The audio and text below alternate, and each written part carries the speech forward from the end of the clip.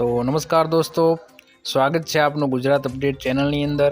તો દોસ્તો, આ વિડીયોમાં આપણે 6 મોટા સમાચાર વિશે માહિતી મેળવવાના છીએ। તો વિડીયોમાં બન્યા રહેજો અંત સુધી। અને જો આપણી ચેનલને હજી સુધી સબસ્ક્રાઇબ ના કરી હોય તો ચેનલને સબસ્ક્રાઇબ પણ કરી લેજો। તો દોસ્તો, પહેલી ખબરની વાત કરીએ તો ખેડૂતોને હવે પૂરતું વળતર મળશે। ગુજરાત હાઈકોર્ટે એક મહત્વપૂર્ણ ચુકાદા મારફતે જણાવ્યું છે કે જે ખેડૂત કે જમીન ધારકની જમીનમાં વીજ થાંભલાઓ કે ટ્રાન્સમિશન લાઇન નાખવાના કારણે જમીનની કિંમત અને પત્રકની ઉપયોગિતામાં નુકસાન થતું હોય તે તમામ નુકસાનનું પૂરેપૂરું વળતર મેળવવા માટે ખેડૂત કે જમીન ધારક સિવિલ કોર્ટમાં દિવાની દાવો કરી શકે અને વીજ કંપની પાસેથી પૂરેપૂરું વળતર મેળવી શકે। એટલે કે દોસ્તો, જેના ખેતરમાં થાંભલાઓ લાઇન નાખવામાં આવી છે તેઓ સિવિલ કોર્ટમાં દાવો કરીને વીજ કંપની પાસેથી પૂરેપૂરું વળતર મેળવી શકે છે। તો દોસ્તો, આગળની ખબરની વાત કરીએ તો આધાર કાર્ડ ઉપર 5,000ની લોન। દેશમાં કોરોના સંકટ વચ્ચે મોદી સરકારે એક સ્કીમ હોમ શરૂ કરી હતી જે હવે ઘણી લોકપ્રિય છે, કારણ કે આ સ્કીમ હેઠળ 50,000 રૂપિયા સુધીની લોન ગેરંટી વગર મળે છે। આ સ્કીમ ખાસ કરીને એવા લોકો માટે છે જેઓ નાની નોકરીઓ કરે છે પરંતુ કોઈ કારણસર તેઓ પોતાનો બિઝનેસ શરૂ કરી શકતા નથી અથવા શરૂઆતથી નાનો બિઝનેસ શરૂ કરવા માંગે છે।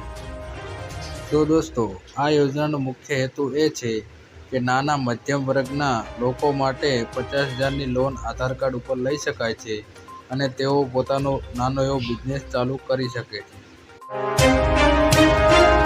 તો દોસ્તો, આગળની ખબરની વાત કરીએ તો હોળી અંબાલાલ વસ્ત્રો।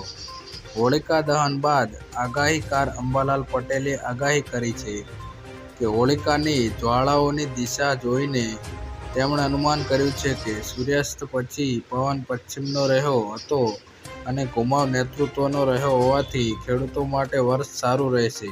જોકે આંધી વંટોળનું પ્રમાણ વધુ રહેશે જે એપ્રિલથી લઈ જૂન સુધી જોવા મળશે। ધૂળ વંટોળના કારણે બાગાયતી પાક પર તેની અસર થતી હોય છે। અરબ સાગર અને બંગાળની ખાડીમાં ગરમીની સાનુકૂળતા કારણે ચક્રવાત સર્જાતા રહેશે। ઓગસ્ટથી લઈ ઓક્ટોબર સુધી વરસાદ રહેશે અને વાયુનો પ્રકોપ વધુ રહેશે। તો દોસ્તો, અંબાલાલ પટેલ જે આગાહી આપતા હોય છે તેમણે હોળીની જ્વાળાઓથી દિશા જોઈને અનુમાન કર્યું છે કે આંધી વંટોળનું પ્રમાણ રહેશે અને ગરમીની સાનુકૂળતાના કારણે ચક્રવાત સર્જાતા રહેશે અને ઓગસ્ટથી લઈને ઓક્ટોબર સુધી વરસાદ રહેશે। તો દોસ્તો, આગળની ખબરની વાત કરીએ તો કોરોનાના કેસમાં થયો વધારો। રાજ્યમાં ફરી એકવાર કોરોનાએ એન્ટ્રી મારી છે।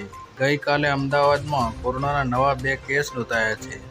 અસારવા ખાતે આવેલી સિવિલ હોસ્પિટલમાં 5 સ્વાઇન ફ્લૂના અને 2 કોરોનાના દર્દીઓને દાખલ કરવામાં આવ્યા છે। હાલમાં ઋતુચક્રના ફેરફારમાં જોવા મળી રહ્યા છે, જેમાં ઠંડી સાથે ગરમીનું પ્રમાણ વધ્યું છે, જેના કારણે ઝાડા ઉલટીના કેસમાં પણ વધારો થયો છે। તો દોસ્તો, ઋતુચક્રમાં ફેરફાર થયો છે। ઠંડી અને ગરમીના આ બેવડા વાતાવરણમાં કોરોનાનો 2 કેસ આવ્યા છે અને સ્વાઇન ફ્લૂના 5 કેસ આવ્યા છે। તો દોસ્તો, સ્વાસ્થ્યનું ધ્યાન રાખજો। તો દોસ્તો, આગળની ખબરની વાત કરીએ તો રાશન કાર્ડ ધારકો માટે મોટા સમાચાર। રાષ્ટ્રીય અન્ન સલામતી કાયદો NFSA હેઠળ વધુ કુટુંબોને આવરીને તેમને રેશનિંગનું અનાજ આપી શકાય તે માટે અન્ન અને નાગરિક પુરવઠા વિભાગમાં ફેરફાર કરવામાં આવ્યા છે, જેમાં શહેરી વિસ્તાર માટે જે કુટુંબનો કોઈ પણ સભ્ય માસિક 15,000થી ઓછી આવક ધરાવતો હોય તો તેને અન્ન સુરક્ષા હેઠળ આવરી લેવામાં આવશે। ગ્રામ્ય વિસ્તારમાં માસિક 15,000થી વધુ આવક ધરાવતા હોય તેમને પણ અન્ન સુરક્ષા હેઠળ આવરી લેવામાં આવશે। ગુજરાત પુરવઠા વિભાગો આ ઠરાવ જારી કર્યો છે। અત્યાર સુધી આવક મર્યાદા 10,000 હતી, પરંતુ હવે તેને વધારીને 15,000 કરવામાં આવી છે। તો દોસ્તો, આગળના સમાચારની વાત કરીએ તો દેવા માફી અંગે જાહેરાત।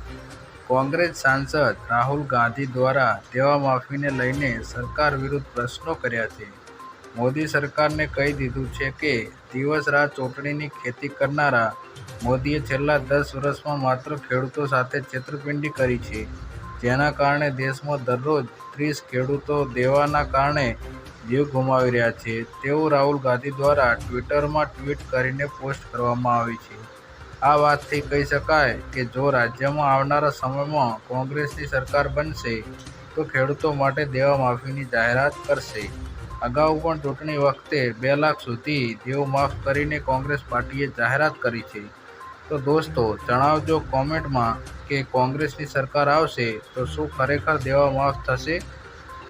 તો દોસ્તો આજના વિડીયોમાં આટલો જ. જો વિડીયો પસંદ આવ્યો હોય તો વિડીયોને લાઈક કરજો અને આવા ને આવા ગુજરાતી સમાચાર માટે ચેનલને સબસ્ક્રાઈબ કરી લેજો.